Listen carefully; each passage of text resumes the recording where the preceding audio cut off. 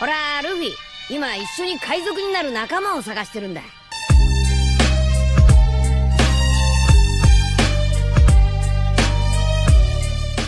Hello guys, welcome to my channel The Wandering Zoro, your go-to destination for anime-related content. And if you're new here, don't forget to hit that subscribe button and turn on notifications so you never miss out on our latest videos. In today's video, we're going to be diving into part 6 of the series. So be sure to stick around until the end, and let's get started. Izuku sat in the passenger seat with Nim, driving to his mate's home. While he did trust Nim, he still felt uneasy every time he got in a car. She knew this and helped by distracting him by telling him stories of her youth or playing music that he enjoyed. It did help quite a bit, but he still fidgeted in the seat. It took less than an hour to arrive by car. Nim stopped in front of a modest home. It was slightly larger than Kaken's with the same sized yard. The two got out of the car, and the front door opened at the same time to show Izuku's mate with an excited smile. Mina leapt right at him from the stairs without putting on any footwear. She gave Izuku a tight hug and then dragged him to the front door, leaving an amused Nim getting the bags. Izuku's here, Mina announced into the house. Miwa peeked around the corner of the kitchen and smiled warmly at Izuku. Don't be shy. Come on in. Dai was seated at the dining table with a newspaper and coffee. He looked Izuku up and down before giving him a nod. Izuku, he said in greeting before going back to reading. Nim walked up to the entrance of the home. Mina welcomed her in, and Nim set the bags next to the couch. Nice home you've got here. Thank you, Miss Kiyama. Would you like a cup of tea or coffee? Miwa motioned to the dining table. Oh no, I just wanted to make sure Izuku got here safely. I got more paperwork back at the school to do. Nim politely declined.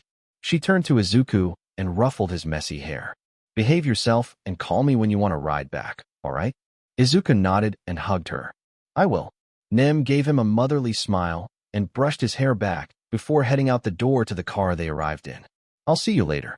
With the door closed, Mina pulled Izuku further into the house. You eat yet? Mina asked. Yep. Izuku nodded with a smile. You sure? I can cook something up real quick if you like. Miwa offered. Leave the boy be, dear. Come and sit down. Dai had moved from the kitchen table to the living room couch. He patted one of the armchairs. Oh yes.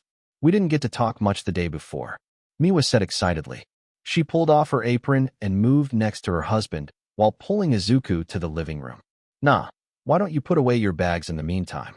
Mina saw the glimmer in her mother's eyes and was apprehensive to leave Izuku alone with her parents. You better not scare him off, she said with narrowed eyes as she picked up her bags and smiled warmly at Izuku.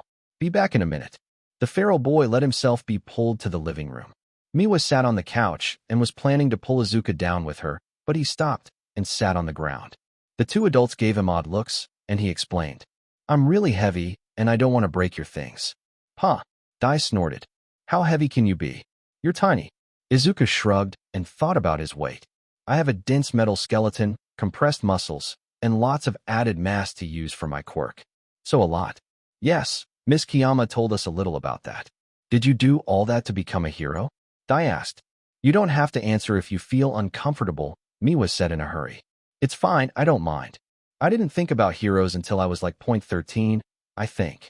I was going to the library near my old den when a man dressed weirdly stopped me to ask me about school and remembered they were a thing. Then Toshi came and I joined him in the hero exam for fun. He beamed at the memory.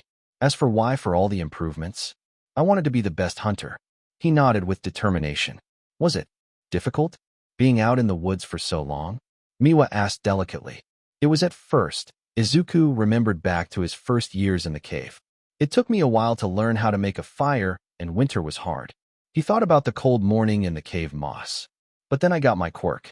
It made a lot of things easier, like hunting and healing. He smiled again. Miwa looked saddened at his story, and Dai continued for her. How did you find your quirk? He asked in curiosity. A wolf tried to eat me, and I killed it when I was point 7, I think, maybe 8. He shrugged and continued. I got hurt and passed out. When I woke up again, I was all healed. It took a while to figure out what my quirk did, but it's super fun to experiment and try new things. Dai looked surprised. You killed a wolf as a child? I did. I still have its skull back in my den, he said proudly. As they talked about Izuku's time in the woods, two pairs of eyes peeked around the couch. One head was above the other as they observed the stranger in their house, talking with their parents. The two looked at each other in silent communication and then snuck up to the stranger at the same time, one around the couch and the other climbing over it. Izuku's ears twitched at the quiet noise of clothes behind him and turned his head. He stared at a young boy and girl, around the age of 6. They were almost identical with pink skin and golden black eyes. They both had small nubs for horns beginning to grow on their heads. The only difference was that the girl had golden pupils with black sclera like Mina. The boy had black pupils with golden sclera. The twins froze in their steps and stared at Izuku. He stared back and tilted his head with a smile. "You're Mina's siblings," the feral boy said with certainty. Miwa laughed warmly. "Those are my youngest children, Kaori and Saori." She pointed at the boy as Kaori and Saori as the girl. The twins stared at Izuku with suspicious eyes. "Are you Mina's boyfriend?" Saori asked. "I am," Izuku said proudly. "Are you going to marry her?" Kaori asked next. "Kaori," Miwa said in admonishment. "Maybe, I'd like to." Izuku shrugged. "But people get married when they're older, right?" Izuku turned to the two adults who were surprised at his bluntness. Miwa was the first to break out of her shocked state and gave him a teasing smirk.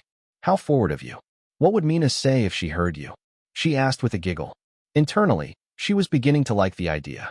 "Heard what?" Mina came around the corner. "Your boyfriend said he was going to marry you." Saori shouted and pointed at Izuku.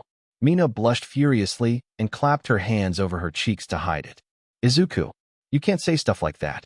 "Why not?" Izuku asked with his head tilted. "I would like to marry you and have a family," he said with such earnestly and a smile. "Not now, of course. Nim said that's for after school is done. When we graduate, I think." Everyone looked from Izuku to Mina, whose blush was intensifying as he spoke. By the end of it, she couldn't handle it and ran further into the house to cool down. "I have to use the bathroom," she called back. It was quiet for a brief moment before one of the twins spoke with the other nodding at their question. "Does that mean we can call you brother?" Miwa and Dai gave each other significant looks as they tried to talk to each other without speaking. Miwa read her husband's expressions and got that he was unsure what to do at the moment. And from what Dai read on Miwa's face, she was thinking it wasn't such a bad idea.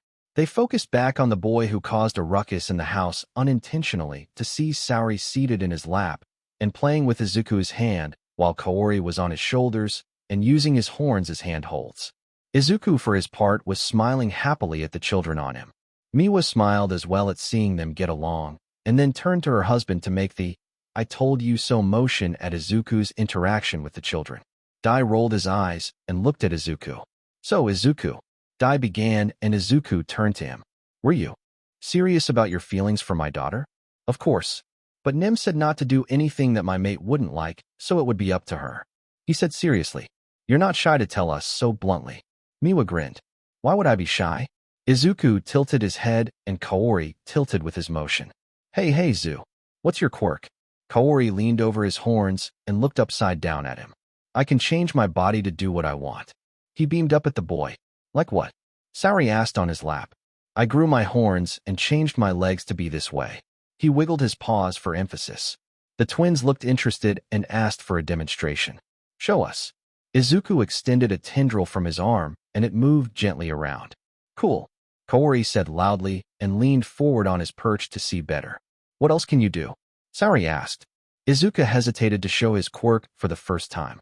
At first, when he was around people again like his pack mates, he didn't understand that his appearance may be scary and his transformation caused some people to be uncomfortable.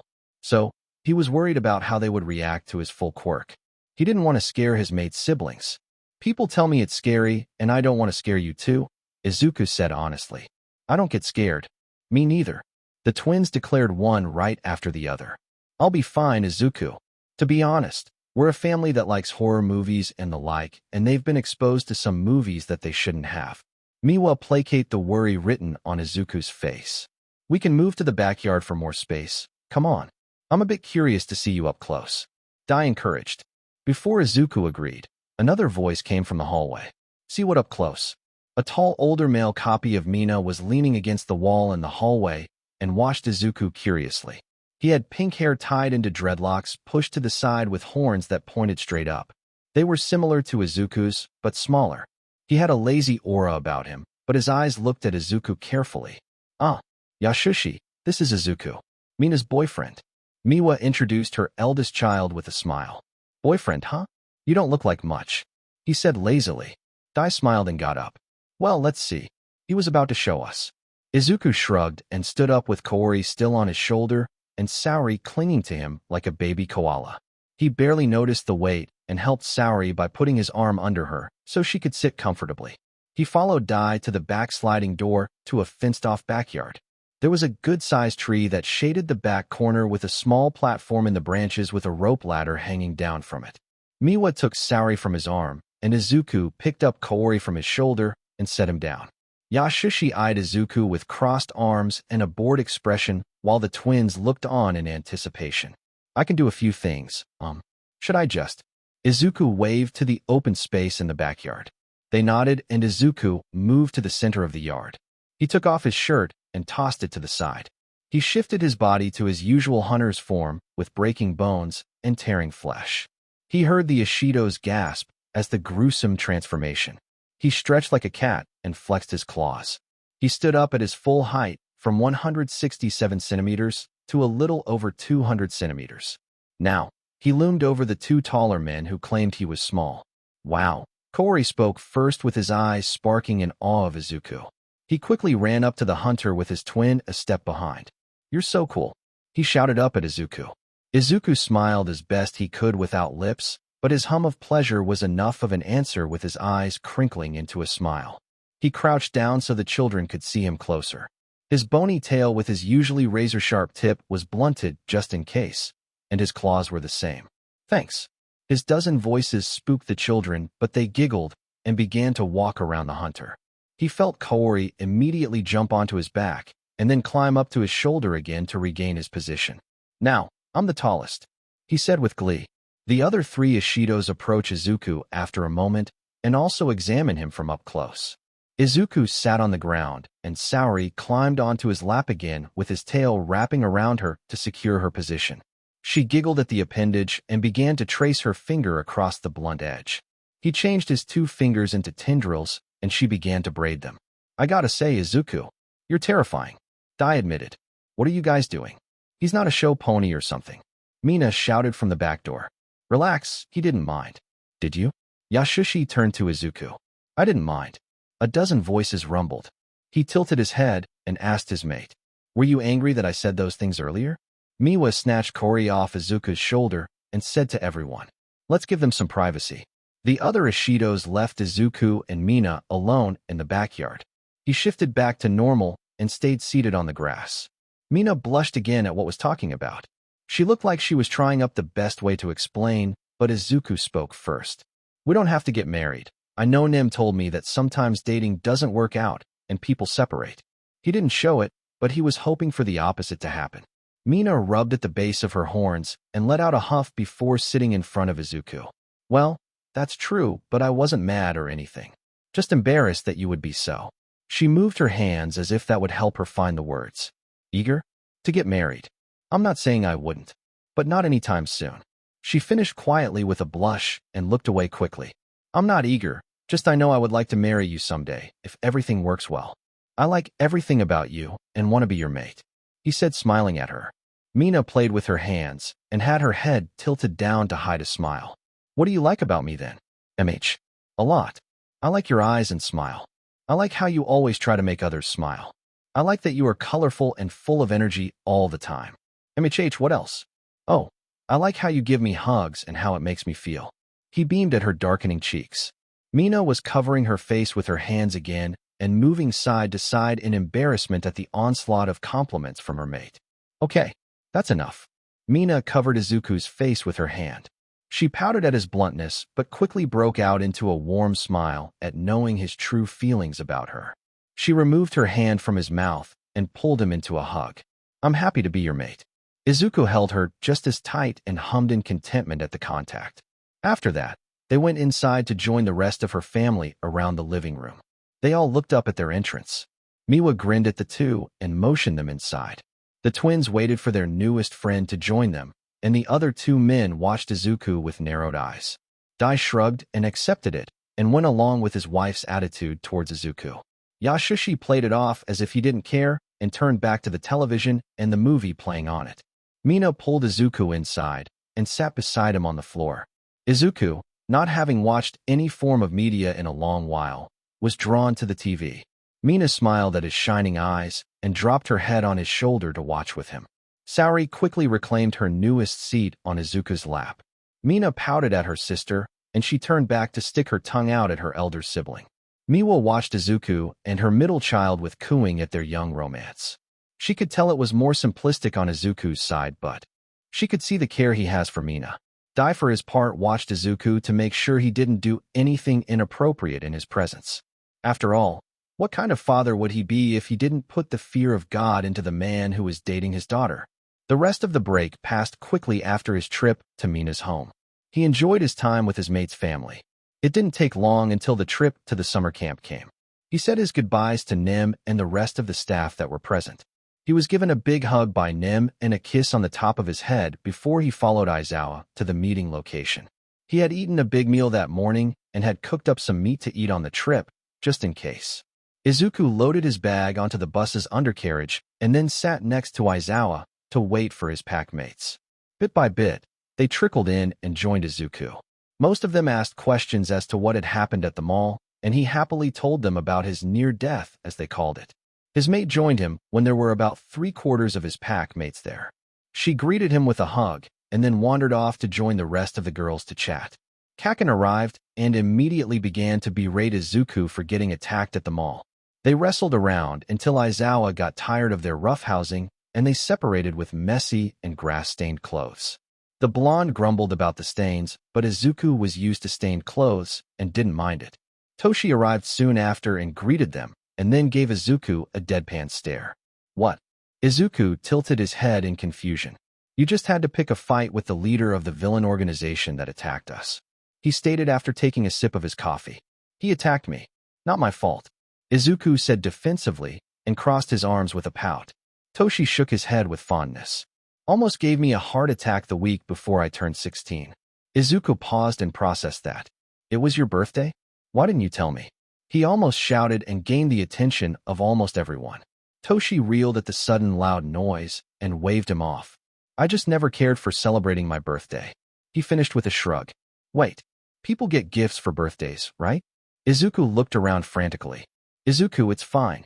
Toshi tried to stop him, but the feral boy was already sprinting away with a sparkle in his eye. Rizzo, can you make something to cover this? He tried to think of the word and snapped his fingers. A sheath. Izuku extended a thick tendril with a blade at the end. Yayaruzo was surprised at his sudden appearance before her and quickly made a synthetic leather sheath for the blade with straps to tie it against someone's leg. Here you go, but why? Izuku took the sheath and sat down in concentration at the blade before him.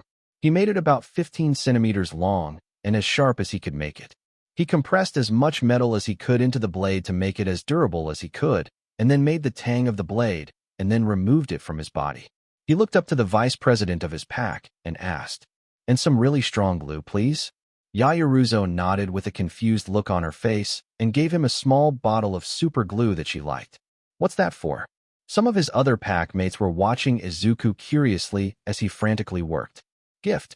He didn't notice Toshi, who was approaching to try and stop him as Izuku got up and bolted to his territory. Izuku. Toshi shouted at his shrinking figure. He threw his hands up in the air and turned around. What happened? What did you say? Mina asked Toshi. We were talking, and I mentioned my birthday that passed this week, and then he ran off.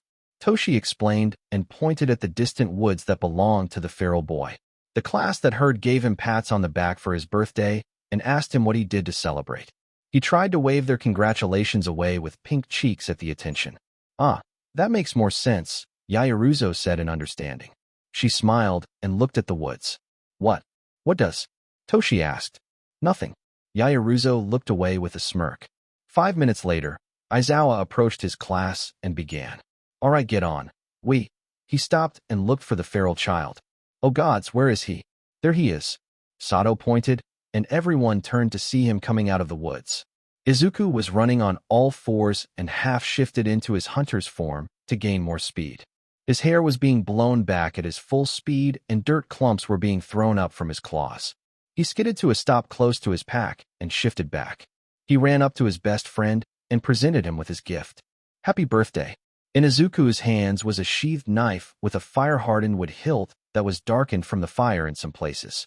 The grip was smoothed out with a small fong set into the wood on one side.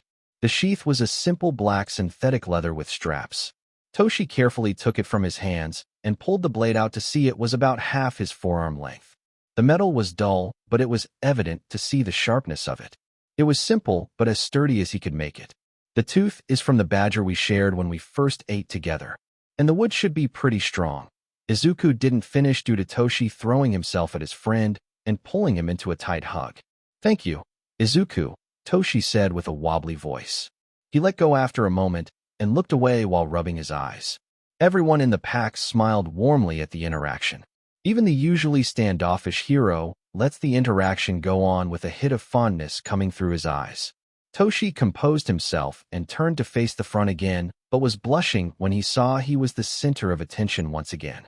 A teacher should confiscate that, but seeing as just about everyone here can do more damage to a person with their quirks, I'll leave it be, Aizawa said to Toshi, and he nodded in thanks for not taking away the first gift he hadn't received from his mother in 11 years. All right, and you all go. He motioned to the bus. Everyone boarded the bus, and Izuku made sure no one was left behind. They got rolling as soon as everyone was seated. The feral child sitting next to Toshi. Mina was right behind them with Hagakure next to her. It was rowdy when the trip began, but it began to quiet down. Mina peeked over Izuku's seat and watched Toshi continue to explore every centimeter of his gift. Hey, Zu. He turned and hummed a response. What would you like for your birthday? He hummed in thought, and the class listened in to his answer. I don't know, he said slowly. Wait, how old am I? Everyone who heard winced slightly and was reminded of his past. You're 15 and turned 16 on July 15th, Kaken said without his usual angry tone. Nice. Mine is on the 30th. Mina shifted the mood away from Izuku's tragic past. She still embraced Izuku from behind without saying anything else. The conversation on the bus shifted to everyone sharing their birthdays and what they did on that day. The class arrived at an overlook of the forest where they would be training. Izuku had to remind himself of what Nim said to him before leaving. Mina saw his fidgeting and approached him with worry in her eyes. She slipped her arm into the crook of his elbow and began to talk to him about the time she went camping with her family. It helped Izuku greatly. Aizawa was talking with Toshi and helping him strap the blade to his leg. Did you guys tell Izuku about this stop? Toshi asked. Eraserhead nodded and stood up from his student's leg. We did. The only time he has shown any kind of discomfort of the sort was when he rode as a passenger in a car, and this would have been too close to what had happened to him. Toshi felt at the newest addition to his wardrobe and nodded. Thank you. He didn't mention what he was thanking his teacher for. Soon, a black sedan stopped in front of the group, and Izuku had his eyes drawn to the people who stepped out. Those are fake ears and tails, right? He sniffed the air again to confirm what he thought. One of the two women looked comically offended at the feral child's words. What a spry set you've got yourself this year, Aizawa. There's something all right. He grumbled. As you all can see, we are half of the wild cats. They finished with a pose that had a few missing members. Mandalay and Pixie Bob at your service. They will be our hosts for the time here, Aizawa said. From here, you can see the camp we will be staying at. He locked onto Izuku's eyes and gave him a reassuring nod with softer eyes. Izuku gave a shaky nod back and picked up Mina in a princess carry and then leapt off the railing with Mina screaming on the way down. There were many shouts of shock from his pack mates, but then they changed into screams of surprise as the cliff became a slope and they slid down to where the other two were. Izuku shot out tendrils from his back and used them to slow their fall to the earth. Pixie Bob looked confused at Aizawa. Give them a few moments before you get started. She nodded at his unusual request. What's going on? Mandalay asked, looking down at the students. She found the one who leapt off first, and he was kneeling with the pink-haired one talking softly to him. This isn't funny. Mina shouted angrily up at the three adults. She had figured out what was going on with her mate pretty quickly when he was forcing himself to breathe in slowly. Izuku grabbed her wrist without looking up and drew her attention. It's okay, Mina. They told me already. I just have to keep reminding myself, that is all. The rest of the class began to understand what was going on and also threw nasty glares at Aizawa, but calmed down quickly enough. Just give me a minute. Mina nodded and knelt with him while holding his hand. Izuku focused on the sense of his pack and the surrounding forest. He reminded himself that he wasn't alone and he wasn't abandoned again. Soon, he heard the rest of his pack get close and stand near him. It only took a few minutes until Izuku was standing again and looking around at the new territory. He smiled thankfully to them all, and they began to move to the camp. Suddenly, there was a rumble, and then a dirt monster emerged from the earth. By the way, you all can use your quirks freely, and don't worry. Those are my creations, something to give you all a challenge. Pixie Bob shouted down at them. Koda was the first one to try and talk to the beast, but was useless, and Izuku pulled him back with a tendril, while Kaken blasted it apart. It's made of dirt, Izuku observed while digging through its remains. How am I supposed to eat this? This isn't a hunt, Izuku said outraged. Izuku, you can't eat everything you fight, Toshi said placatingly. Internally, he was glad his friend was adapting quickly from his near-panic attack. He can eat dirt if he wants. Who are you to tell him not to? Kaken argued, and watched Izuku from the corner of his eye to see if he'd take the bait and eat dirt. Didn't you say you took a bite out of Shigaraki's hand? Kaminari asked.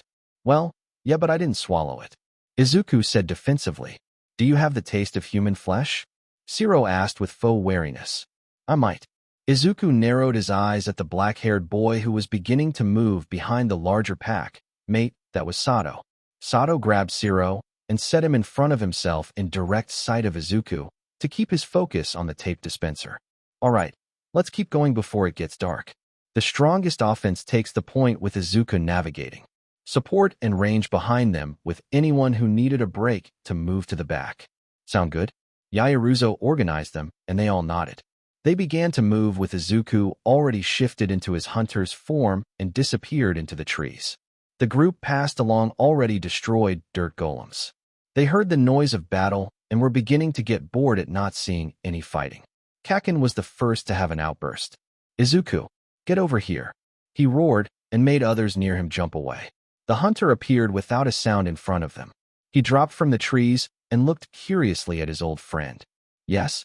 He tilted his head like a puppy, but a dozen voices and a monstrous face with 4 eyes and interlocking teeth ruined the cute image. Yaoruzo spoke before Kaken could shout something. Izuku, this is a training camp, and you will tire out soon if you don't let us take some of the fight off of your hands. Just focus on leading us to camp, all right? She asked sweetly. Oh, sure. Izuku beamed, and then disappeared with a shout.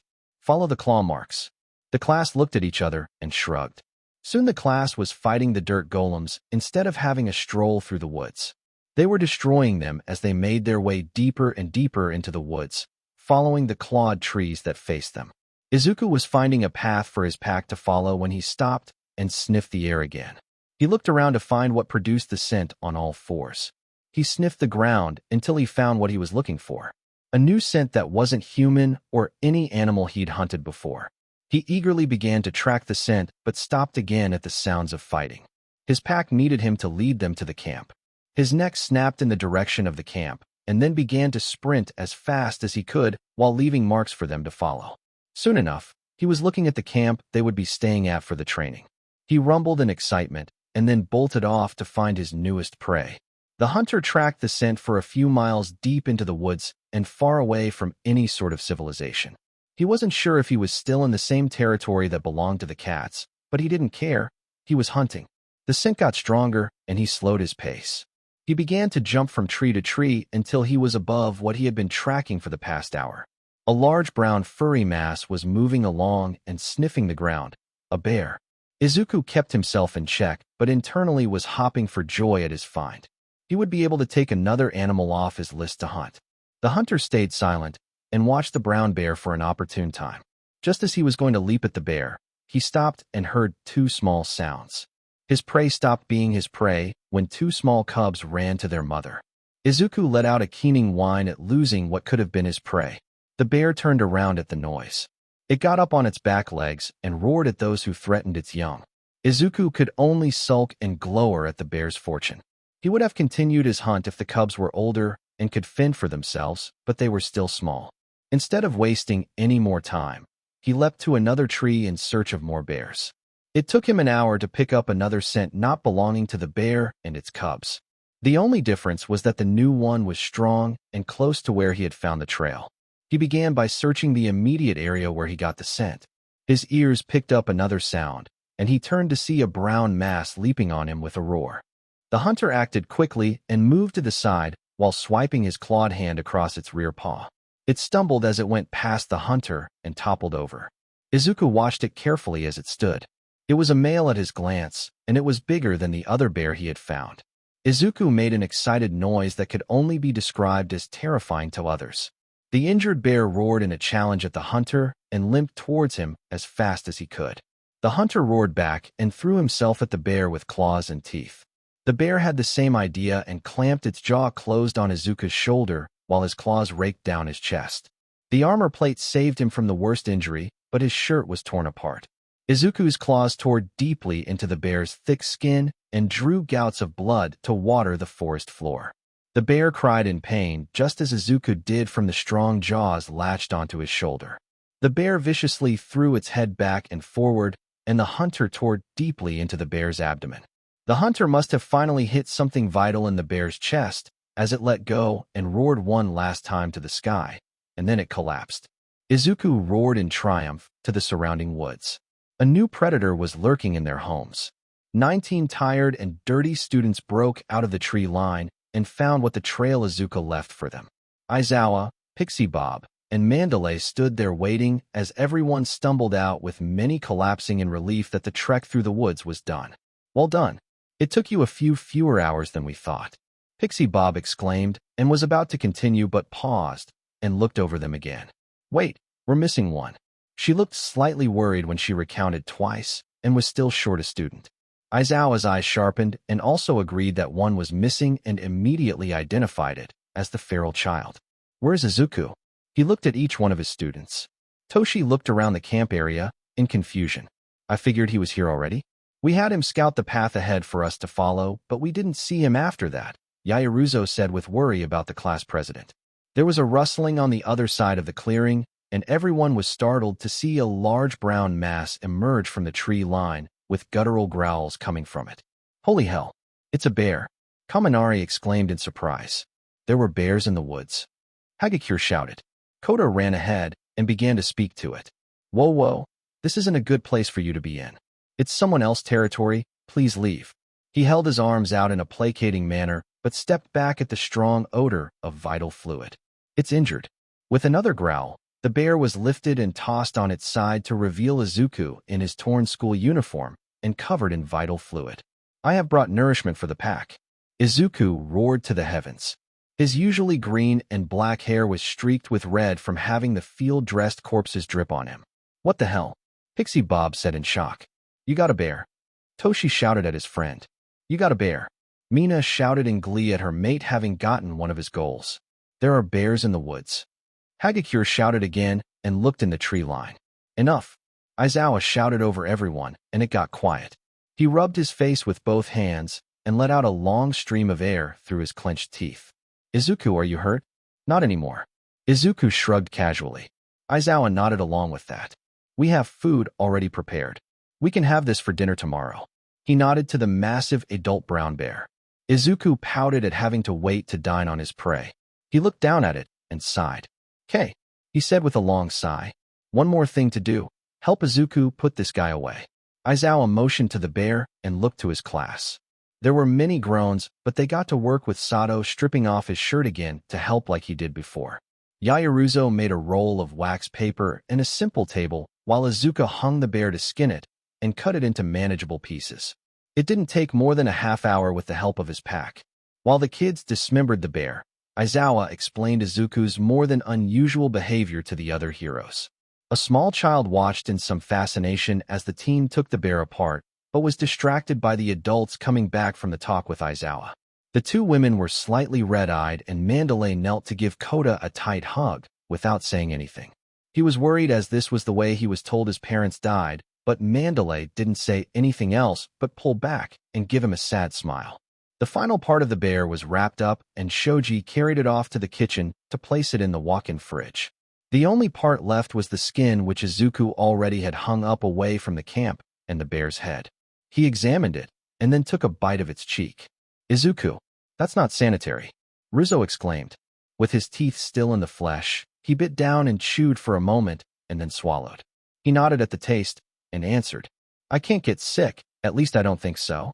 He finished slowly and then took another bite. He controls his cells. I'm sure he is the healthiest being on Earth, Toshi said, wiping his sweat-soaked hair back and sheathing his newly gifted knife after cleaning it of bear marks. You should still wait for it to be cooked, Rizzo still argued. Izuku took another bite out of defiance while holding eye contact. She gave him an exasperated sigh and waved him off. I'm too tired for this, and headed inside with the others to eat what the hosts had prepared for them.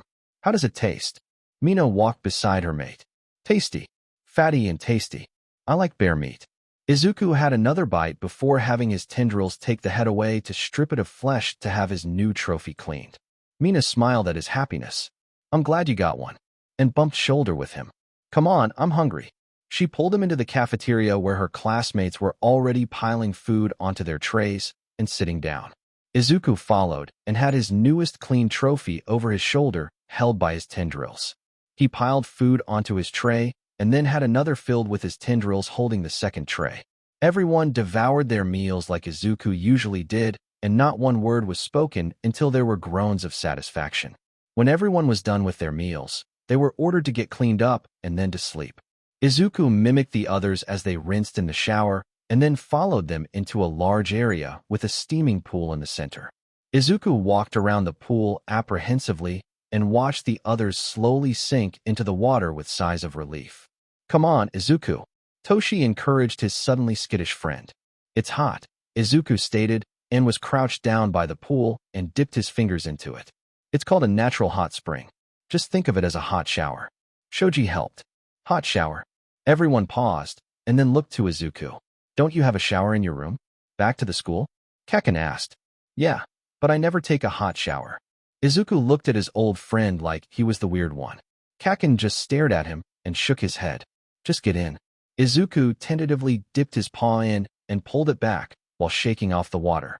He looked at everyone, and they all gave him encouraging nods. He dunked his paw in and slowly stepped into the steaming water. Ever so slowly sunk to his abdomen, then his chest, and finally to his neck. He hummed in pleasure.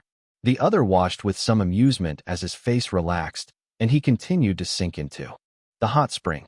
They grew concerned when he continued to sink until he was under the water completely.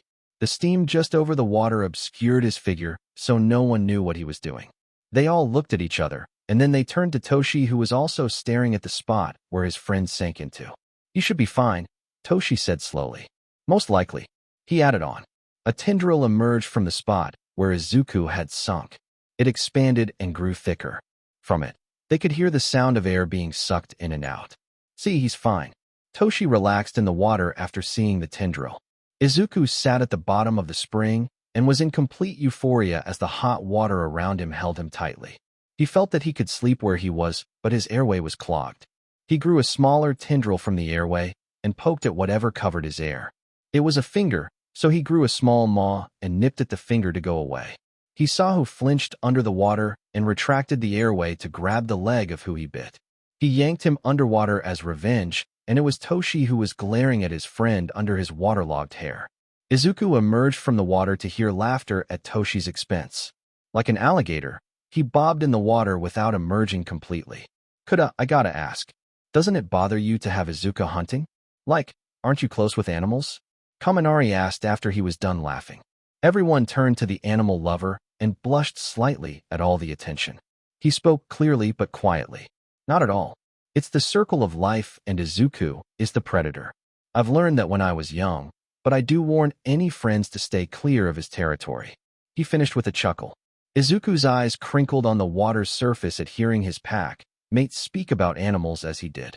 He emerged more and said, I never hurt them. A quick death to all of them. He paused and continued. Except for the bear, he took longer. Kuda nodded in thanks at his statement. All right, let's go before we prune up like old men, Sato said with a sigh and got up from the pool. The rest of the guys followed and got out. Izuku was one of the last and heard something odd. He looked up to see the young boy he had seen earlier in the day. Izuku waved at him with a smile, but the boy sneered at Izuku in return. The feral child was confused since this would be one of the first times he'd ever get that reaction, especially from a small child. Izuku frowned in confusion, but let it go and began to make his way to the changing room with the others. When he arrived at the sleeping room, Izuku was uncertain as he saw every male packmate roll out their sleeping bags in one large room.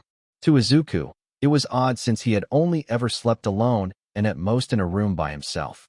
Sharing a sleeping space was new to him. "Come on, Izuku," Toshi called over from his sleeping bag. "Just pick an open spot." He waved to the spot next to him. Izuku did so tentatively and copied what others did. He looked out the window high up in the room and asked, "Can't I just sleep outside?" "No way. This is part of the camping experience," Kaminari exclaimed. He waved him over to the circle of friends who were pulling out games.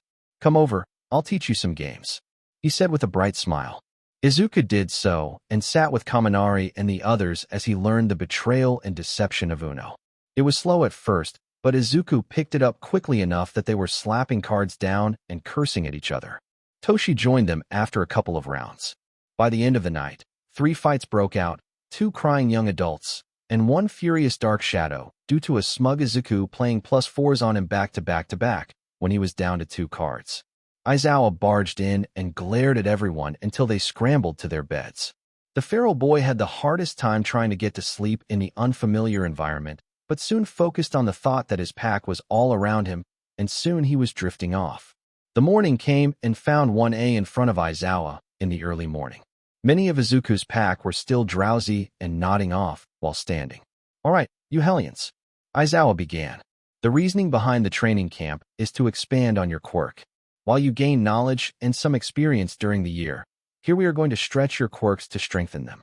He tossed the same baseball at Izuku, and he caught it. He looked at it, and then at Aizawa. "Want me to throw it?" He sighed. "Yes, you feral child," he said with exasperation. Izuku shrugged and moved away for his packmates. A long whip extended while holding the ball, and Izuku's arm elongated with added muscle. The whip with the ball was dragged for a moment, then he whipped his whole body to the side, causing the whip to follow along his path. With a guttural growl, his arm flexed to the point his sleeve ripped, and the whip shot forward. The whip cracked in the air, and the ball was sent sailing through the air. Izuku covered his eyes from the sun and tried to track it, but lost it in the blue sky. "You think that will hit someone?" Izuku asked, looking back at his pack mates and teacher. "Should have chosen some normal," Aizawa grumbled and turned to his class. "The point was that your quirks wouldn't have developed much since the beginning of the year, but Izuku keeps adapting and is unique." He finished while watching the whip retract into his arm and turn back to fingers. Aizawa split everyone up to work on their quirks. Toshi went with Ragdoll and had him use his quirk on her for complex commands. Izuku, for his part, stayed near his teacher to be sent off like the others. His ears perked, and he turned to see a small rodent running in the tree line. He glanced over to see Aizawa still instructing the others in their tasks, and he took his chance. Izuku bolted and his arm shot out with a needle-like spear that extended from his palm to kill his prey painlessly. Tendrils extended from his hand and quickly skinned and dressed the snack. Aizawa turned to speak to Izuku when he found him chewing on something. He narrowed his eyes at him, and Izuku stopped chewing at being caught. Never mind. You'll be working on changing your body as fast as you can. From the smallest detail to the larger transformation." Izuku swallowed the mostly whole chipmunk and nodded. "That takes energy. What if I get tired and can't anymore?" "Then push a bit further, and then rest and eat," Aizawa said. "Hunt?" Izuku asked eagerly. He huffed in amusement. "If you can manage." Later, anyone near Izuku's training area would think that the most gruesome horror movie was being filmed, as it was a constant noise of breaking bones and tearing flesh. He was continuously shifting his arms from claws to spears to whips and more. His body didn't change much, but more was added on, like scales, armor plates, and sometimes thick leathery skin. It was a continuously shifting horrific form to anyone who witnessed it. One such person saw his training and was thoroughly horrified at what she witnessed. "You all right, Setsuna?" Kodai asked from nearby her. "You got all pale." Satsuna reformed and smiled shakily at her friend. Yeah, just saw some freaky stuff is all." "That freaky stuff is mine," Mina shouted as she glided by on low acidic acid and gave Setsuna the "I'm watching you" sign with her hand. By the end of the first day, everyone was dead tired, including Izuku. It was an experience he hadn't had very many times. When he was tired, he took a nap, stopped and rested, or went to eat to replenish his energy. But training his quirk so vigorously was exhausting to him. When they were told that they would be cooking up their food, Izuku nodded with acceptance and went over to a tree. "Zuku, what are you doing?" his mate asked him as he walked away from the cooking station set up.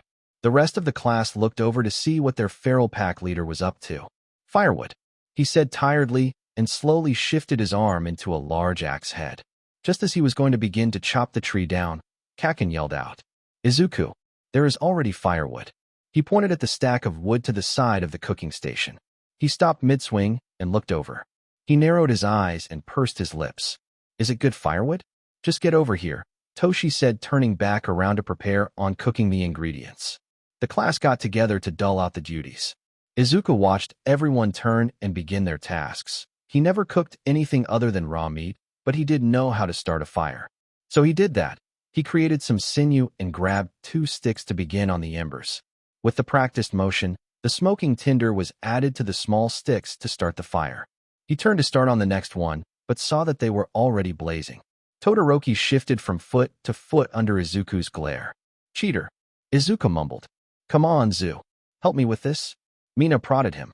He grumbled about taking shortcuts and cheaters, but did as his mate asked. He wasn't sure what he was doing, but he followed her instructions and chopped the vegetables to her specifications and then the meat. He did pop 1 or 2 into his mouth when no one was watching, but he enjoyed the calm air with his pack. When she added the spices, his nose wrinkled, but he didn't say anything. He did notice she didn't put in as much as the others did, and he was grateful for that. Kaken poured the whole bottle of spices into his pot and was about to grab another when he was stopped by Kirishima, who was going to eat from the same pot. "Don't be such a coward," Kaken argued. "Kaken, don't say bad words," Izuku admonished and then paused. "What does it mean?" He turned to his mate in confusion. Her cheeks darkened with a blush and she barked out a laugh. Izuku turned in confusion to his other pack mates, and they were similarly in the same situation from his question. Kaken was one of the few not laughing but looking out into the distance as he was regretting his life up to that point. Ida was trying to rein them in and stop their uncouth behavior. "Is it bad? Like the other bad words?" Izuku began to feel mortified at saying a bad word. Mina began to calm down and leaned on his shoulder. "Kinda. It has the same meaning as some other words, but more crude. It could mean scared or something else." She blushed slightly again at the end of her explanation. "Bad word, got it." Izuku nodded and then turned back to Kaken. "Imma tell Auntie Suki you're saying bad words again." "Huh. She says worse things than me." He defended himself. Izuku looked horrified. "Auntie Suki. No, she doesn't." Before they could come to another bout of roughhousing, Kirishima stepped in. "Let's finish the food first." The food was filling and tasty to Izuku's senses. He did catch Mina adding salt to her bowl, but she didn't raise any complaints about it. Again, Izuku was content with the calm atmosphere with his pack around him and eating. There was a quiet noise of chatter and the woods making their noise, but to Izuku, it was peace. "You think he ate already?" Toshi asked from across the table. Izuku looked up from slurping his bowl of food to Toshi, where he pointed with his chin. He turned his eyes to see the small boy walking into the woods. He finished the remains of his bowl and swallowed. He shrugged. "Maybe. Should we ask?" Mina turned on her seat to Mandalay, who was at the door. "Hey, did Kota eat yet?" "Not yet," the hero said. Izuku stood up from the table and retracted the carapace legs that held his weight instead of the wood table. "I'll go take him some," he said with a smile. "Thank you, Kiyama." Mandalay smiled at his offer. "Are you sure you'll be able to find him?" Izuku poured a sizable bowl and gave her a smug smile. "I'm the best hunter." Mandalay was reminded of the large bear the boy had brought and nodded. She watched him walk off with the bowl in hand and followed her nephew's trail. "Does he usually go hunt like he did before?" she asked into the eating group. "Every day?" Mina giggled. "I'm pretty sure I saw him munching on something earlier too." Izuku followed the trail with ease. His footsteps were silent from the years of practice of walking in the woods. He never stepped anywhere he was sure that would make noise. Ducking under a branch, taking a larger step to avoid a patch of dry leaves, and stepping between sticks. That's how he was able to sneak up on Kota sitting on a rock outcropping without the boy ever noticing. Izuku stopped and took in the view before getting closer. He set the bowl to Koda's side, which caused a small clinking noise that alerted the young boy. He yelped in surprise at the form of a silent being with horns on his head. He began to fall off his seated position and into the drop, but Izuku grabbed him easily. "Get off of me. How'd you find me?" Koda pushed Izuku's hand off his shoulder and stood up with a glare. Izuku tilted his head at the anger the boy showed. "I'm good at following tracks. Here, your mom said you didn't eat. So food." He motioned to the bowl.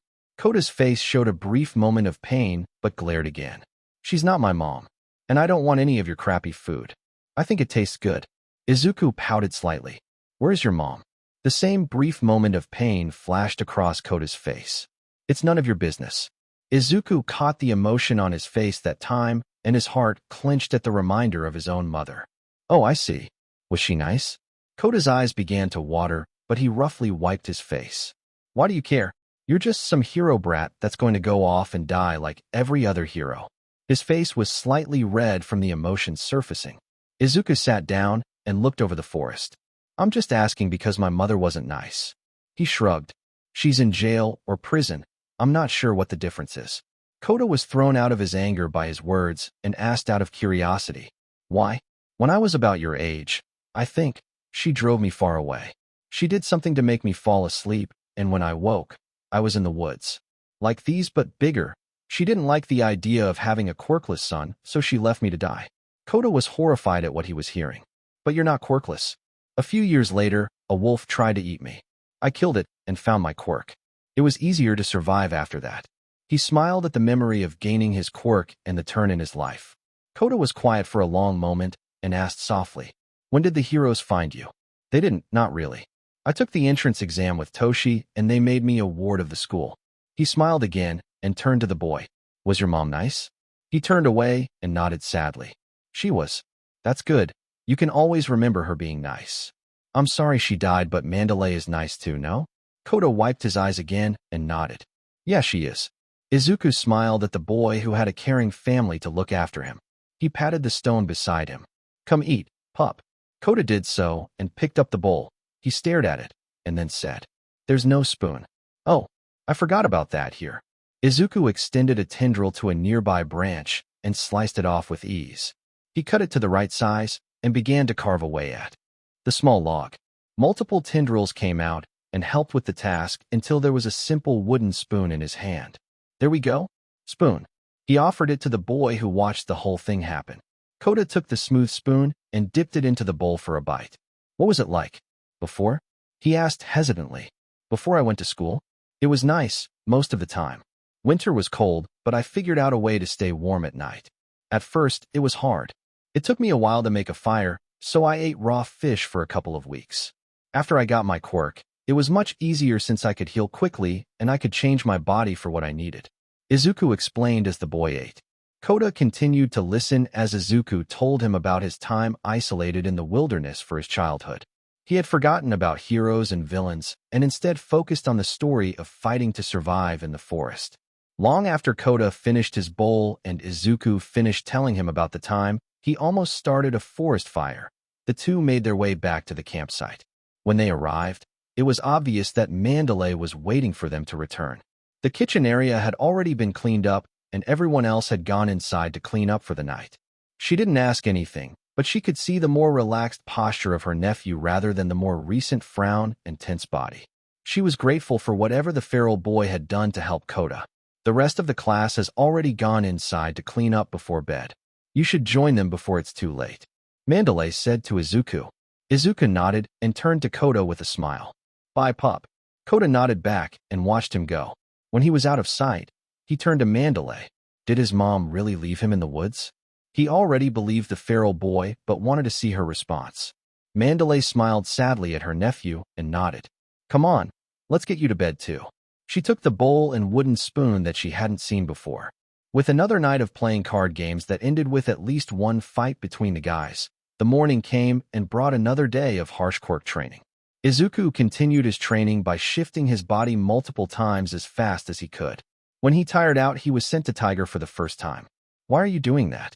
Izuku asked the small group what required their body to use their quirks more effectively. "To grow more muscles, but of course." Tiger shouted with enthusiasm. How else could you improve? That makes sense, but why am I here? Izuku asked. Tiger slowed in confusion. To do the same. He said it as if it was obvious. But I grow muscles every day I can. I don't do that. He waved at the others, mostly guys in 1B. Grow how? Tiger asked. You look like you've got muscles, but not that much. Kaibara-san said. Sir Izuku is quite stronger than he appears, Shishida said, remembering his fight against Izuku during the sports festival. It's easier being small like this. But I compressed all my muscle fibers and continuously added more whenever I got the chance, see? Izuku explained, and then had his flesh open on his bicep to show the red, corded muscles hidden from view. Everyone slowed to a stop, and some got green in the face at seeing the grotesque scene and the sound of tearing flesh. Izuku continued to explain his process of gaining muscle and his balance by reinforcing other vital parts like ligaments and tendons, while continuously healing any drastic wear on his joint cartilage to keep him in optimal condition for hunting. I think that's enough, Izuku. Tiger stopped him from continuing to explain an in-depth anatomy lesson. How about trying to strike me, then? Tiger shouted with intensity. Izuku was thrown off kilter at the sudden request, but did as he was told. His arm struck out to grab Tiger, but his body became like rubber, and he bent unnaturally to avoid his grasping hand. Tiger countered by striking Izuku in the stomach, but it felt like he punched a brick wall. The other hand went to grab the offending limb, but Tiger pulled back, just in time. Izuku didn't give up and continued to try and grab Tiger as he did his best to avoid the grasping hands. Why are you not using your quirk? Tiger asked as he frantically dodged each grasp. Izuku stopped and asked, Did you want me to? When Tiger nodded, Izuku obliged by shooting out a dozen tendrils from his forearms and shoulder as he continued to try and grab Tiger. When Tiger was grabbed by one tendril and then another, he did his best to slip out by compressing his limbs, but the tendrils tightened their grip while more and more wrapped around him. Izuku tapped Tiger's nose with a victorious smile. I win. After that showing, Izuku was allowed to rest his quirk instead by having Toshi use his quirk on the feral boy. It gave Ragdoll a break even if she said she didn't need it. Toshi ordered his friend around to do more complex commands, such as putting together a puzzle, which ended poorly since Izuku had not done a puzzle in ages. When he regained his stamina, Izuku went back to shifting his body as fast as he could between transformations. It was after a bear stew for dinner that things changed. Ragdoll brought them all together and announced a trial of courage. Of course, Izuku had no idea what that was, but with the excited expression from some of his pack mates, he looked forward to it. His mate excitedly explained to him the concept of the trial, but her face and demeanor dropped when Aizawa came to drag her away with the others who failed the practical exam. She clung to Izuku, but was dragged away with longing in her eyes. Izuku felt bad for her. They were paired off as Class 1B were sent off into the trail they would walk through. Mandalay saw that Izuku would have ended up alone and decided to put him together with Ida and Kuta. She didn't want Izuku to experience something like the trial of courage alone, especially with his background. Not that she thought he would hurt anyone, but it would be more fun with friends. Izuku hopped from paw to paw in anticipation of starting the trial like his packmates. His enhanced hearing did pick up their shrieks of fright easily, and he reminded himself that it was for fun and no one was in danger. Both Kuta and Ida smiled at Izuku's eager behavior. Izuku's smile dipped when he smelled the air and caught the whiff of burning wood. The smile dropped when he caught unfamiliar scents in the woods too. Scents of people not belonging to his pack, the heroes, or 1B. Kuta noticed his change of behavior first, but wasn't able to ask him what was wrong before he was gone. Izuku's fist impacted against a large block that one of the villains was able to use to blunt the attack. He sent the villain to the ground and made her drop the item she used for her quirk. His knuckles re-knit themselves back together as he turned to the next threat. A large sword made of other blades came down aiming to maim him, but it shattered to pieces when Izuku's shifted arm blade slashed upwards to counter it. Shuichi Iguchi, more recently known as Spinner, watched in disbelief as his weapon came apart before he got to use it. He stumbled back and got a good look at who he fought. He recognized Izuku Kiyama as their target and the one who captured his idol, Stain. Before he could charge forward again to end the one who stopped Stain's goals, he froze. He began to shiver violently in pure terror at his mistake. The boy before him didn't change when the sudden fear came over him, but he wouldn't notice until later. What gave him nightmares was what came after. No longer a boy, changed. His body shifted and transformed into something terrible to his eyes and to his primal senses, death incarnate. For eyes stared at Spinner with the eyes of an apex predator. His claws scraped against each other while his tail clinked behind him and waved lazily. With his horns and interlocking teeth, his face was shadowed by his messy hair. He looked like a true demon in everyone's eyes. A dozen voices rumbled out, aimed at the scaled villain. Kneel. Spinner didn't hesitate and dropped to his knees while his body was racked with tremors. He didn't dare look up and accepted his fate was in the hunter's claws. The other villain was beginning to recover, but seeing what was before her, she stopped and cursed Shigaraki for sending them into a suicide mission. The hunter stood over the two incapacitated villains as they were tied up by Mandalay and Tiger. The hunter was sniffing the air back and forth as he tried to decide where to go first. Two tendrils absent-mindedly stretched out and took a blade from the sword and a chunk of something from the other villain's tool. He ignored what the others were saying as he guessed at least 14 unknown entities near his pack or around them. He also caught the scent of something sweet that caused his nose to twitch. At least 14, including those two. The hunter said out loud. Everyone in the cleaning quieted, and Mandalay was first to speak in a panic. Koda is at his camp. Izuku, she shouted out, but he was already gone after hearing the first word out of her mouth. Ida, run back to the camp and alert the others there, we are under attack. Tiger ordered. Ida nodded and sprinted off at full speed. Mandalay turned to Koda after sending a message to the student to retreat to the campsite. Talk to as many critters to help however you can. Koda nodded and shouted out to the forest for their help. Only one small squirrel came out, and it looked more skittish than normal. After Koda spoke to it for a moment, Mandalay spoke with a frown. What's wrong? Koda turned to her. They're all scared to leave their homes. I think it's Izuku, he said hesitantly. The hunter sprinted on all fours to where he knew where Koda was. He could smell the cub in his peaceful spot with another bloodstained smell. He doubled his speed and focused on his prey. He had to trust his pack to be strong enough to take care of themselves for the time being. The hunter broke out of the trees and found Koda backing away from a large blond man raising his fist to strike the young boy. With a roar of challenge, the hunter launched himself off a tree with enough force to shatter the bark. The hunter collided with the man and rolled on the ground with him until they came to a stop. He aimed his clawed fingers at the villain's neck, but he was thrown off by hundreds of muscle strands emerging from his body. The hunter landed on his clawed feet and was crouched down with his tail whipping at the air in anger. You, how Lady Luck decided to bless me this day. You're on the list, but first, let's see how strong you really are. The blonde, muscular villain shouted. Koda stood in terror behind a beast and the monster who took away his parents. Koda, run. I will find you. He flinched at the dozen voices that came from the beast. He didn't hesitate and turned to run. Get back here, brat. The villain shouted after Koda as he began to run as fast as he could. The hunter intercepted the villain from leaping over him to get to the small child. With a roar of anger, he caught Muscular and began to claw at his chest as the hunter's tail whipped around and slashed where he could. Muscular punched down to get rid of the beast, but he was faster and crawled around to his back. The ground shook as they landed in a heap, but the hunter recovered faster. The beast leaped back onto Muscular back and tore at the thick layers of muscle. His spear-tipped tail cut deeply into the flesh, but no real damage was done. Muscular struggled to get him off his back until he got a hold of his tail. The hunter jammed his hands deep into Muscular's back as he was jerked to the side by his tail. He had the tail stabbed at the hand, and he managed to show real blood. This spurred the hunter on and used his now-freed tail to stab at the limbs. Muscular dropped to one knee from one particular spear to the leg.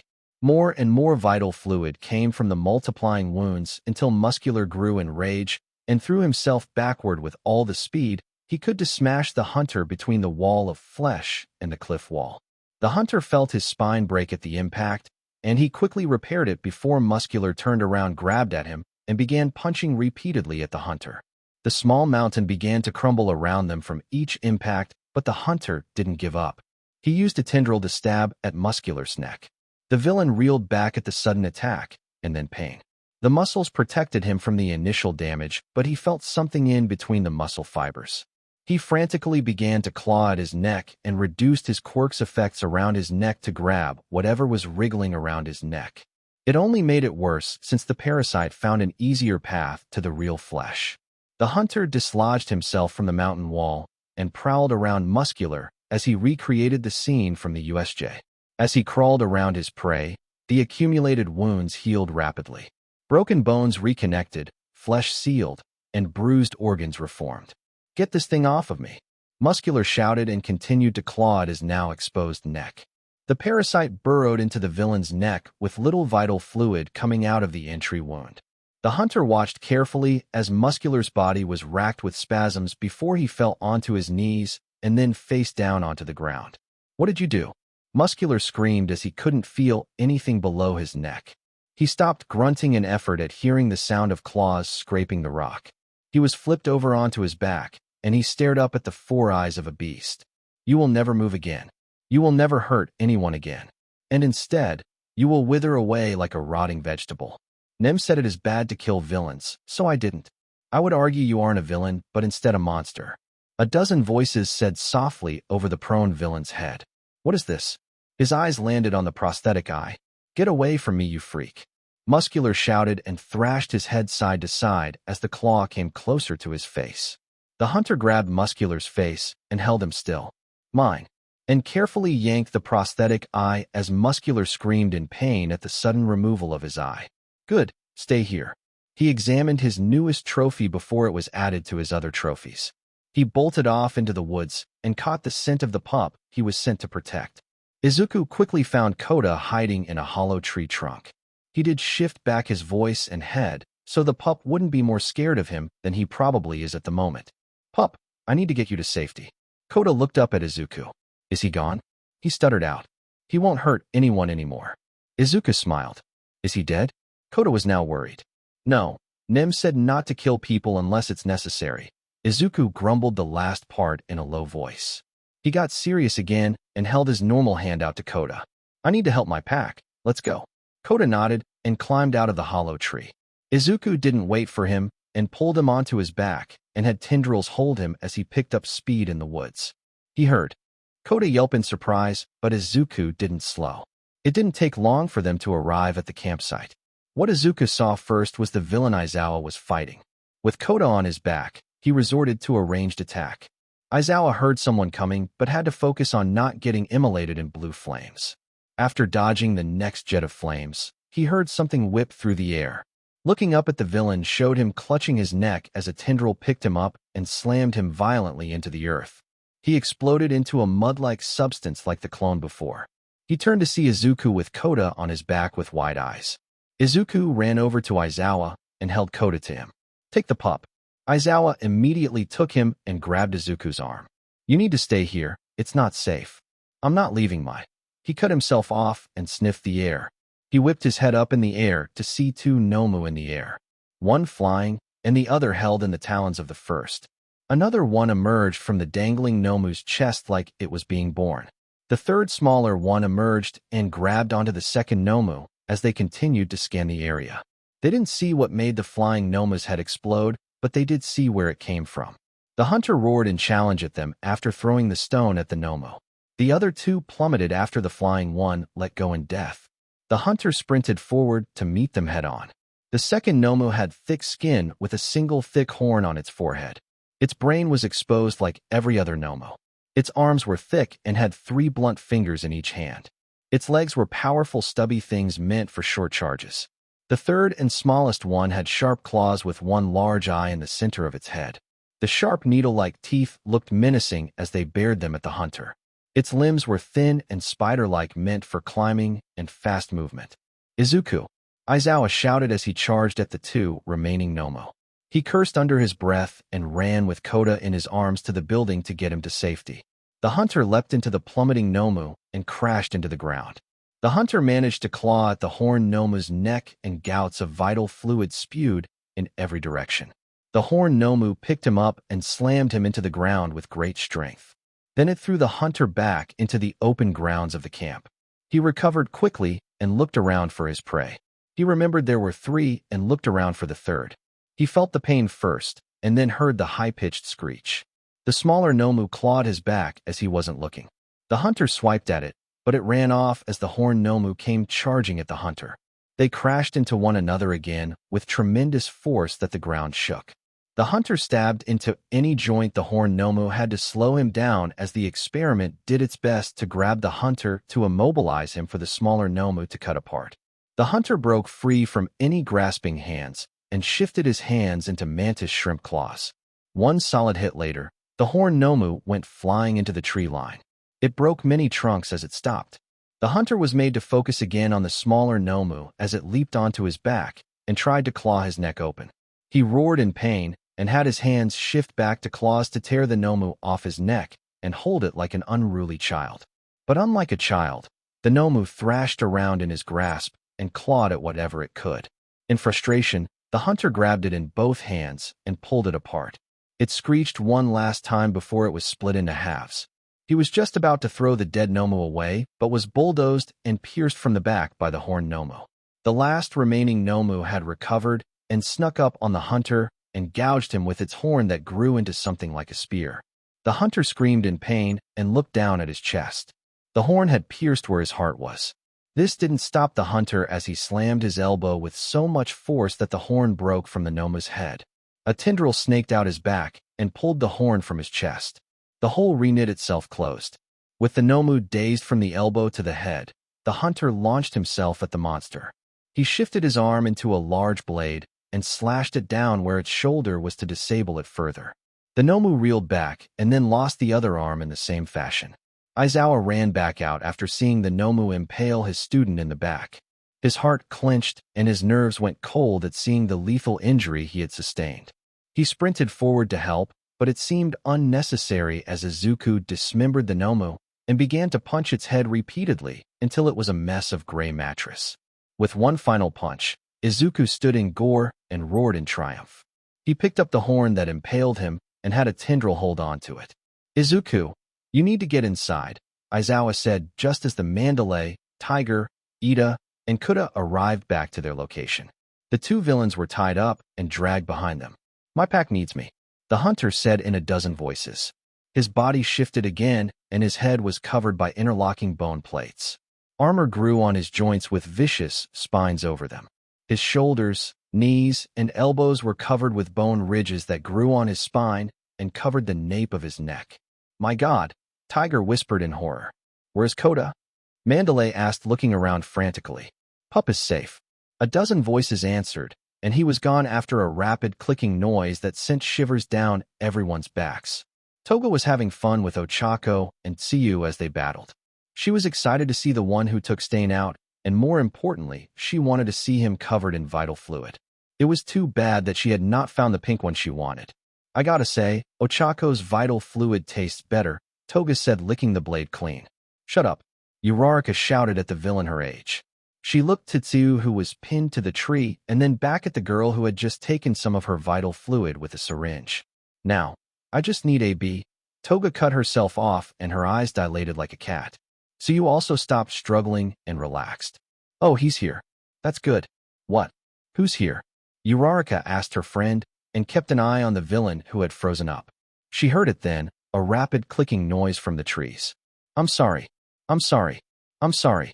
Toga began to repeat over and over again as she dropped her knives and backed away from the two girls she had been playing around with.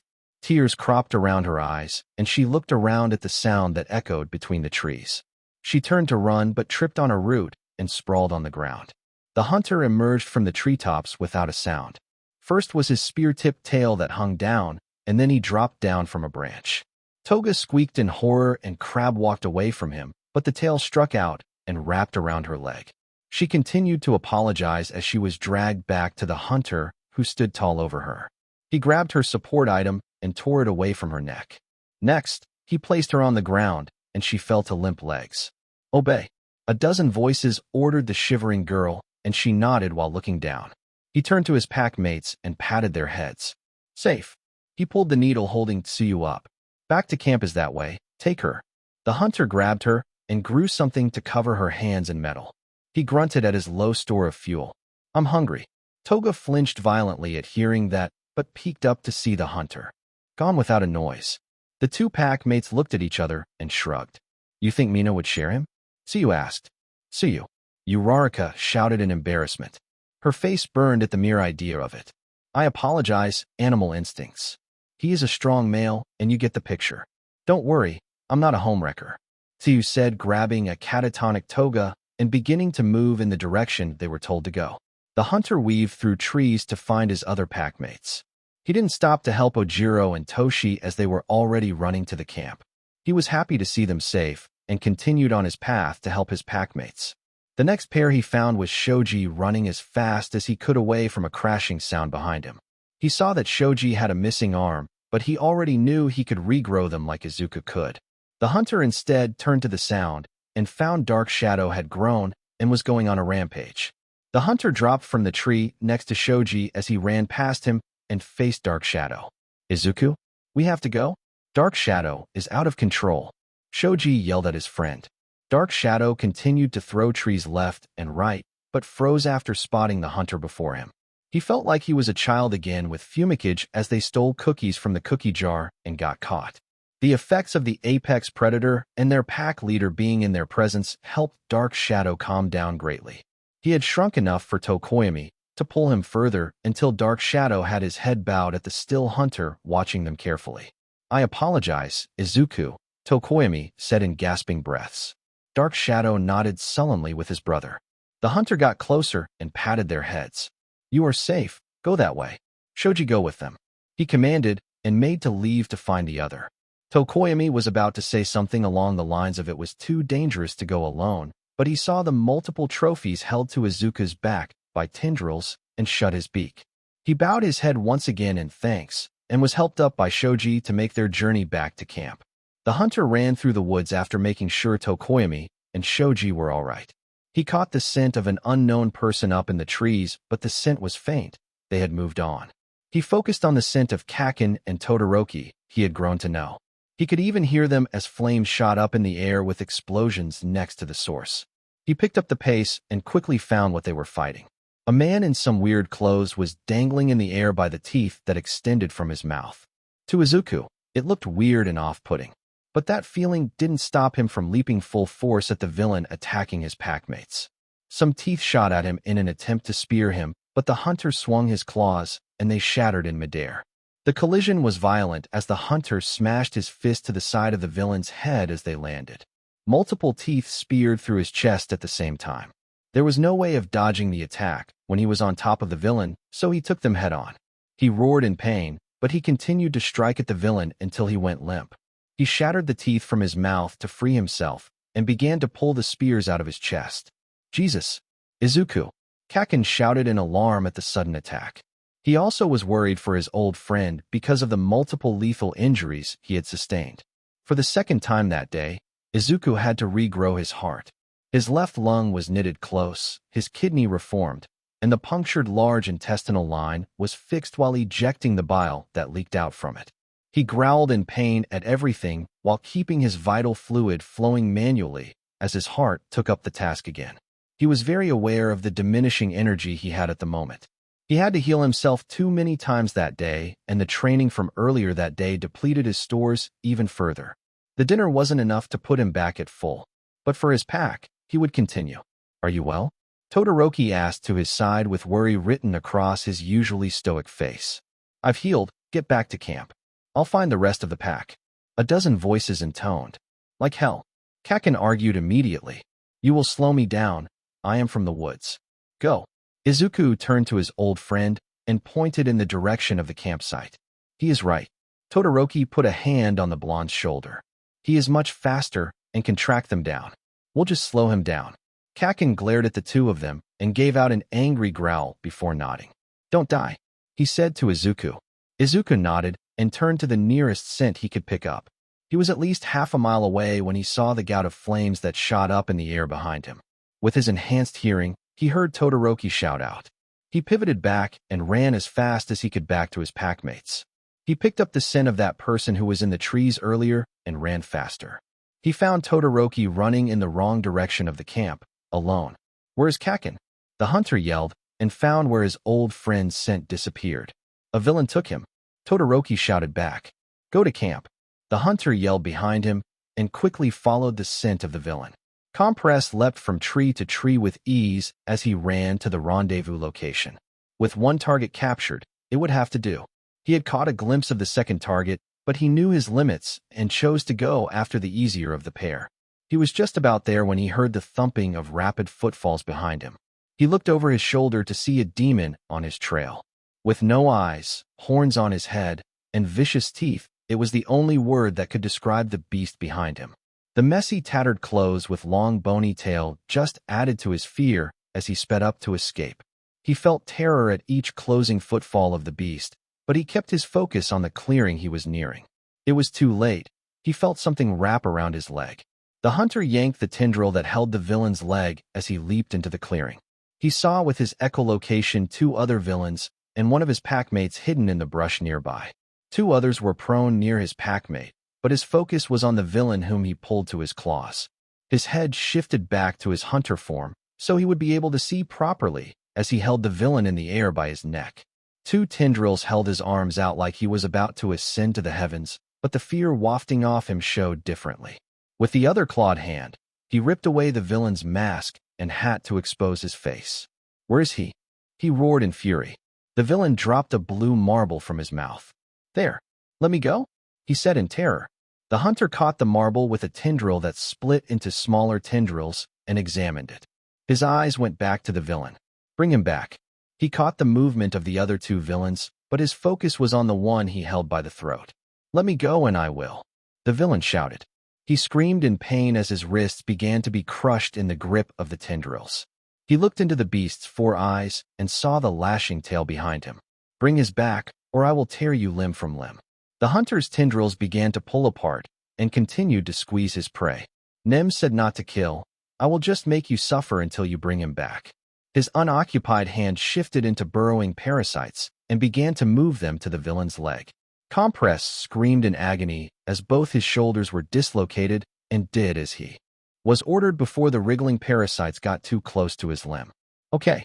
Kakin appeared from the blue marble disoriented just as a purple portal opened behind the 2 waiting and horrified villains.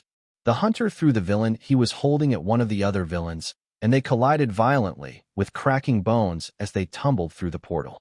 The other villain was fast enough to dodge the body of his comrade and turn to the beast and the target he was supposed to capture. Instead of the villain retreating through the portal, he shot a stream of blue flames at the Kakin. The hunter saw this and pushed Kakin away with one arm as the other formed a shield of keratin. He felt immense pain as the exposed arm was immolated and part of his face was caught in the heat.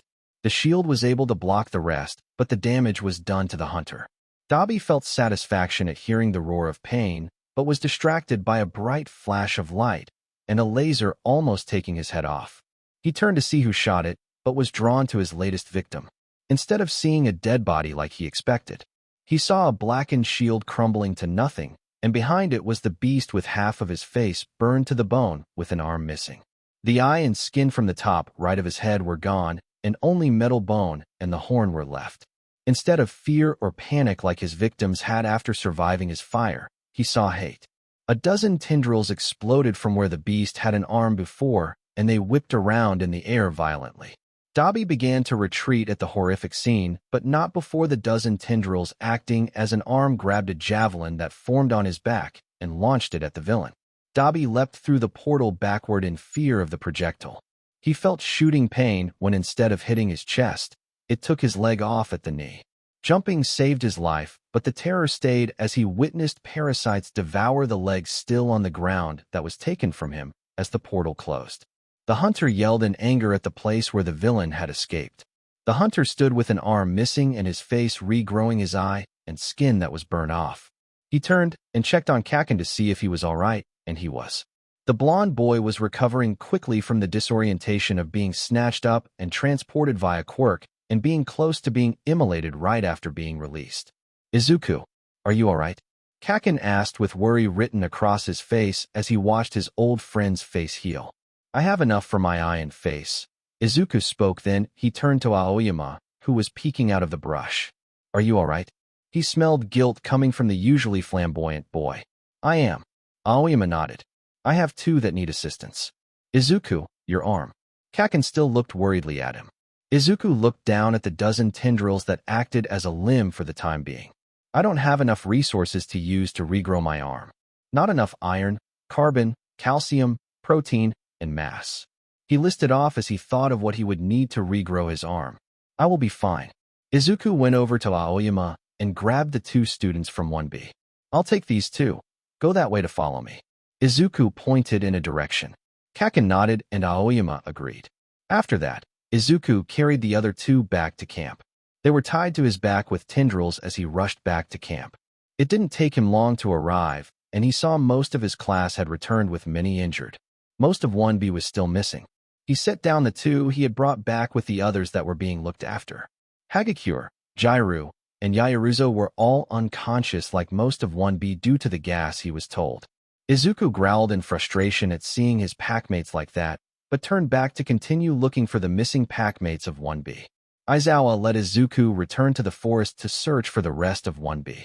While he knew it was a bad idea to let a student do so, he was aware of how valuable Izuku was in this terrain. He also noticed how much his clothes were destroyed. He saw the torn-up shirt and cut-up shorts.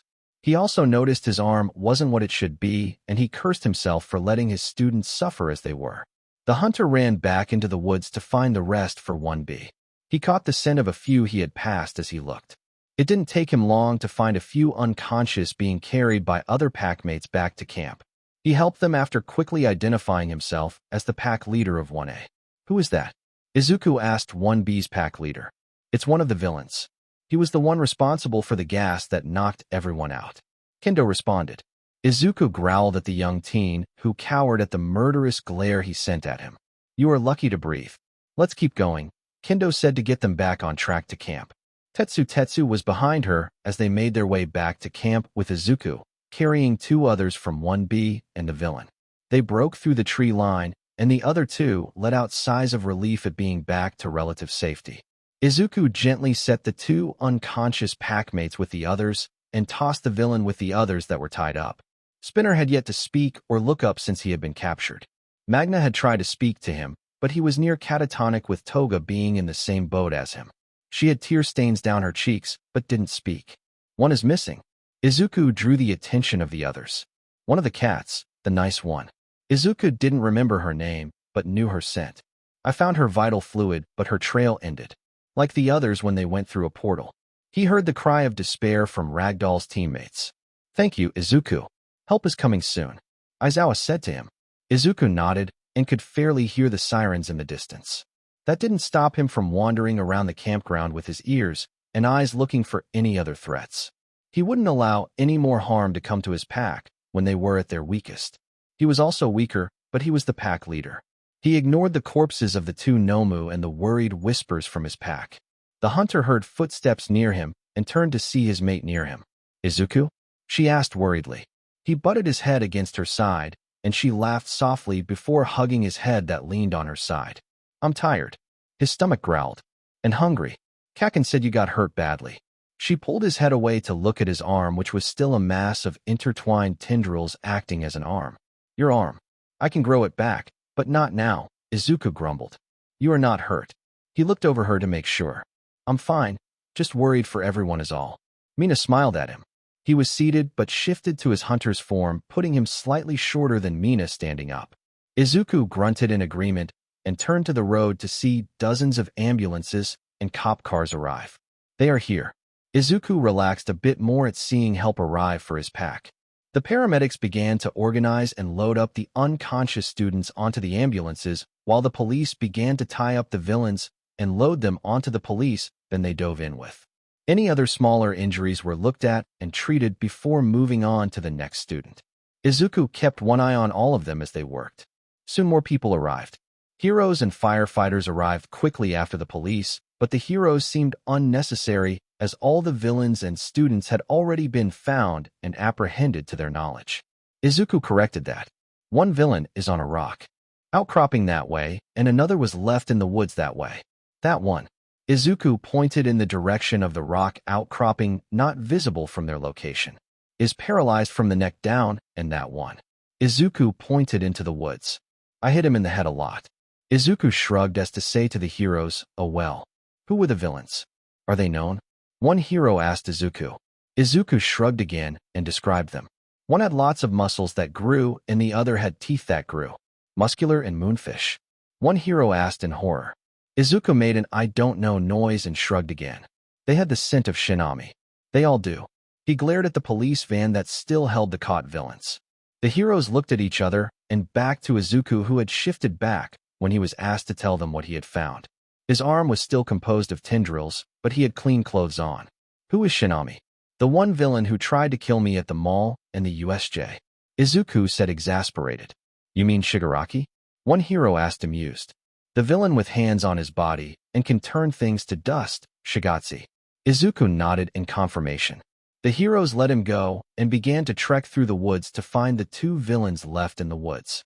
Izuku had specifically not mentioned his trophies still held by a few tendrils on his back, just in case they wanted to take them away, as Nim did with Stain's sword. He remembered the bear skull and quickly ran inside the camp to get it. After that, everyone was on the bus to head to the hospital to make sure no one had any lingering injuries. Izuku sat next to his mate on the bus and almost immediately fell asleep due to exhaustion. Mina brushed Izuku's head that was on her lap. He had fallen asleep almost immediately after sitting down. She could feel the tension in his body after the day they had. Mina had heard of what Izuku did to keep his pack safe, and it showed. His usually muscular right arm was a mass of tendrils acting as an arm, and she could smell burned hair on him. Half of his hair had grown out and desperately needed a haircut, but she could see the aftermath of fighting villains in the woods for so long. His clothes were in tatters again, but that was an easy fix. The reason they were torn up is what worried Mina. She was worried about his mental health. Before UA, he had a peaceful life, then classes started, and one crisis after another had hit them, and Izuku took it all head-on to protect his pack. First, it was the USJ, then getting ambushed at the mall, and now this. Mina looked around the bus to see most of her classmates in a similar situation as she was. They were still processing the attack that just happened. Kaken most of all was looking out the window with a distant look in his eye. She could see the set grimace on his face, most likely guilt for Izuku risking his life to save him. And then there were the three missing classmates who were taken to the hospital by ambulance. Yaoruzo, Jairu, and Hagakure were caught in the gas like the majority of 1B were. Turning her head forward, she could see Aizawa talking quietly on his phone with an even more tired expression on his face than usual. She knew he was a good teacher, even when he put up the front of being cold towards his students. She turned her attention back to Izuku on her lap and gently brushed his messy hair out of his face. They arrived at the hospital, and Mina began to wake Izuku as gently as she could. Zu, we're at the hospital, it's time to wake. She shook him gently as the bus got in front of the entrance. Izuku woke up with a jolt after Mina's whispered words. He sat up and his tendril arm tightened together and grew blades as he looked around frantically. He saw his pack mates on the bus looking alarmed at his sudden movement, but no danger. He felt a tug on his arm and looked to his mate. It's all right, Zu. We're at the hospital to get checked out. You got us all. She smiled with a few tears threatening to leak out of her golden black eyes. Izuku nodded and calmed down. Sorry, he said softly to everyone. There were multiple reassurances from everyone on the bus for his actions. Once he had calmed down, he took in his surroundings. Aizawa was the first to get off the bus and guided his class off. They were filed out of the bus and escorted into the hospital and its waiting staff. The doctors were already alerted ahead of time of their arrival. Aizawa followed them inside and watched over them as best as he could. He watched the feral child most of all. Izuku had taken it upon himself to make sure his whole class was safe, and he paid the price for it in an arm. He could see the tiredness of his student and the ever-vigilante eyes looking for any more threats. It pained him to see him in such a state. Izuku was led away by a nurse to a nearby bed in a large room with multiple beds parallel to each other. His packmates were also being checked by other nurses. Not everyone had been injured, so they were sent to the waiting area. His mate gave him a reassuring smile and hug before leaving with the others to the waiting area. Out of everyone, he was the most injured. Or it would appear that way since his clothes were in tatters and covered in dirt, but in truth, he was healed completely. The nurse sat him on a visibly reinforced bed and began to check his vitals. We're going to need to take this off, the nurse said and gestured to his clothes. Izuku nodded, and he pulled off his shirt and shorts. He wasn't shy in the least. 10 years in the woods would get rid of that. The nurse quickly gave him a new pair of shorts to cover himself, and he obliged. She calmed very quickly from her flustered state and continued to check him for any injuries that weren't there. She frowned and looked at him after checking one last time. You aren't injured? A regeneration quirk? Izuku shook his head. Not anymore. I can heal, but I can't regenerate my arm right now. I don't have enough mass or the right materials.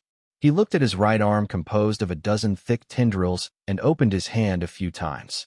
The nurse pursed her lips. You lost your arm? What is your quirk so I can help how I can? A villain burned it off, nothing but ash left.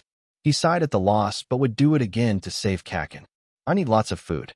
Protein, calcium, iron, carbon, tendons, ligaments, and lots of calories. Izuku listed off what he would need to regrow his arm back to how it was. It's going to take me a while to grow it back. The nurse took that in with professionalism and nodded. We got some high-caloric and protein food bars. His stomach grumbled at that moment, and she smiled. I'll be right back with that. She came back with a few large plastic-wrapped bars and handed them to him with a water bottle. Thanks. Izuku beamed at the food. Of course, you're free to wait with your classmates. She smiled and motioned to the door where everyone who was healed walked through. Izuku nodded in thanks again and quickly moved to the door while stuffing his face with a food bar. The first few, he didn't even chew in favor of swallowing it whole to begin breaking it down for the energy. Hundreds of small tendrils inside his body did the work to break them down and begin to use what he needed. He found his packmates quickly and went to them. They all looked worn out from the day, and Izuku could sympathize with them. He sat next to his mate where he could watch over them easily. His eyes found the entry points of the waiting room, and anytime heard or saw a person unknown to him, he watched them as they passed. He was drawn out of his thoughts when Mina placed a hand over his. He looked at her in curiosity, and she had a soft smile on her face. You can relax, Izuku. This hospital is a specialized one for heroes. There's higher security around the area, so you can rest. Her hand squeezed his hand in reassurance.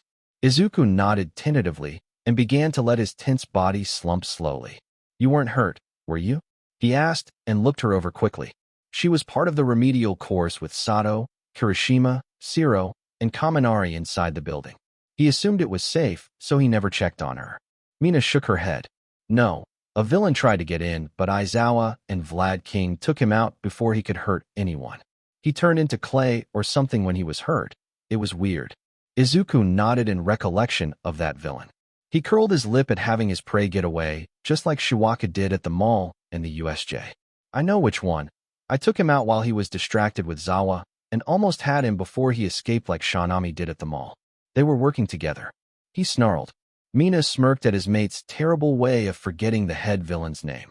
Her smile slipped when she looked at his arm. Is that who did that to you? She nodded to his arm. The rest of the pack was listening to him now, but Kaken spoke before Izuku could. He pushed me out of the way after getting released from that idiot. I would have been dead if he didn't. The idiot's fire was hotter than icy hots by a long shot. The blonde had his brows furrowed, but he spoke more quietly than his usual brusque tone. He looked up at Izuku. Don't do that again. You could have died. It's the job of the pack leader to watch over his pack. I can heal, you can't. Izuku said without backing down. You lost an arm and half your face for God's sake. Kaken yelled at him. I can grow it back. Izuku yelled back. And stop saying bad words. Quiet down, Aizawa said firmly but not harshly. He stood at the entrance of the waiting room and looked over them all. As heroes in training, you will have to learn to risk evaluation, and Izuku did so. From what I understand, if he didn't take the hit, you would be dead or critically wounded. As much as I hate seeing this happen, he was right. He said to Kaken, but the words were for everyone. He sighed and rubbed his face as he continued. Yaoyuruzo, Hagakure, and Jairu have been placed into care, and reports say that the gas was non-lethal and meant to incapacitate whoever inhaled it. They will be all right with time. The school has contacted everyone's guardians or parents about what had happened, and they should be here soon. The class took that in and let out sighs of relief for their classmates. After that, Aizawa let them rest and took a similar position to Izuku where he could watch every entrance in one of the chairs. The class quietly chatted as they waited for their parents to come and get them. The explosive blonde didn't bring up the previous argument and sat with his arms crossed, deep in thought. It was within the hour that the students' parents began to arrive with relief in their eyes. The ever-protective pack leader jolted to his feet when the first pair of parents burst through the doors. Many others also jumped at the sudden noise, but no one as much as Izuku, who had prepared to leap across the waiting room. He calmed himself when he saw the familiar face of Toshi's mother. She pulled him into a tight hug when he stood to greet her. After checking that he wasn't injured, she looked at his pack. She smiled at Izuku, who raised his hand in greeting. Aizawa took her aside to talk as Toshi said his goodbyes and joined his mother and teacher. He gave Izuku a reassuring smile as he left. Bit by bit, more and more parents came to get their children. 3 pairs of parents went past them to find their daughters in the hospital rooms they were staying at. Izuku was happy to see his classmates' parents arrive, each showing their worry and love for their child. It also panged in his chest at never being on the receiving end of that anymore. That changed when Nim arrived in a hurry accompanied by Mina's parents. Namuri, dressed in her civilian clothes, rushed to Izuku and pulled him into a hug. "Izuku, I'm so glad you're safe." Izuku was surprised by the tight embrace for a moment, but melted into it at feeling the affection he heard in her voice. Tears threatened to leak out for the first time in a long time as he hugged Nim in return. He buried his face into the sweater she wore and relaxed with her arms around him. She pulled him away while looking him over and showed concern at seeing his arm. "Izuku, your arm."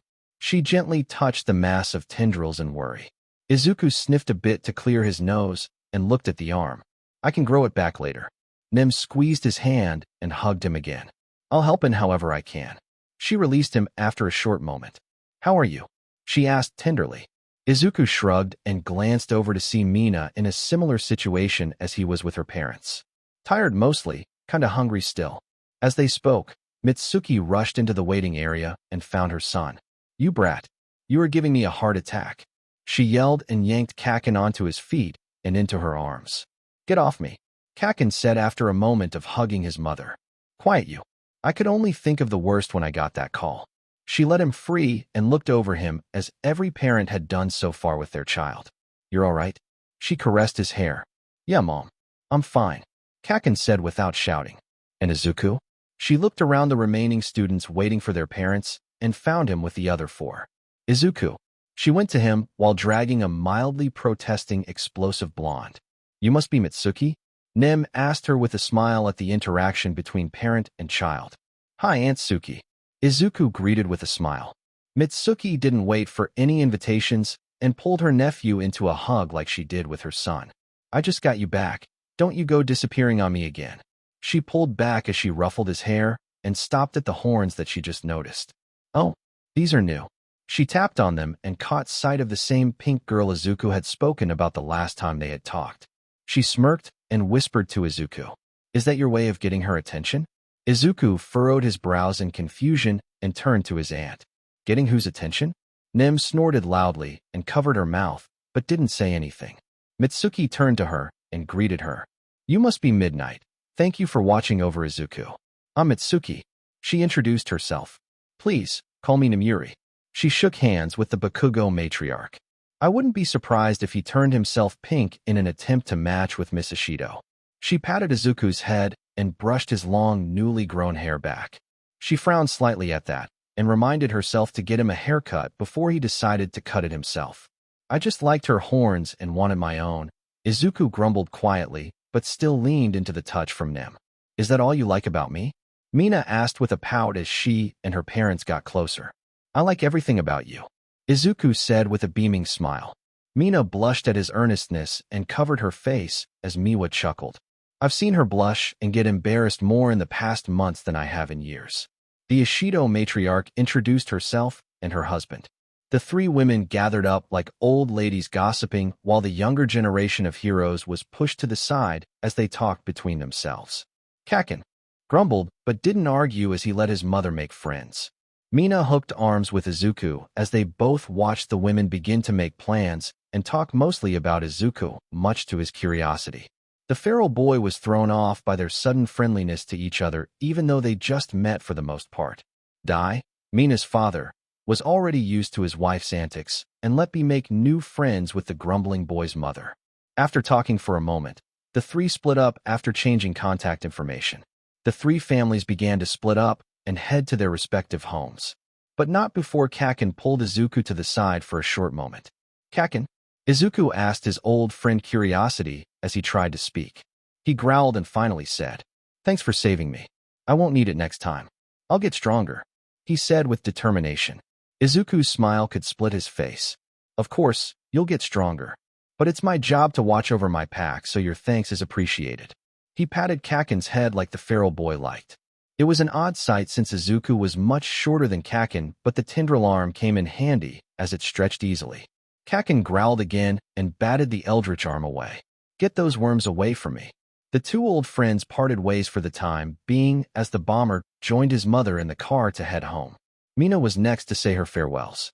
The pink girl hugged Izuku tightly as a goodbye and was sure to kiss him goodbye before joining her parents in their car. Izuku was the last to leave the hospital except for the three still unconscious pack mates. He joined Nim in the borrowed car from the school. He waved Aizawa goodbye as he stayed back at the hospital with the other students. The ride back was quiet with Nim holding his hand over the center console. They arrived at the school soon after. Izuku took his bag from the car that he took camping with more things in it than he took when he left. He didn't tell anyone about that, but he had a feeling that Aizawa knew and didn't say anything. Nim walked with him to his room to say goodnight.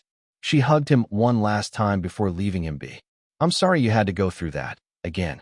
You and your pack were supposed to be safe, but it was the USJ all over again," Nim said apologetically. Izuku wasn't sure what to say to that, but hugged her in return. "What's going to happen now?"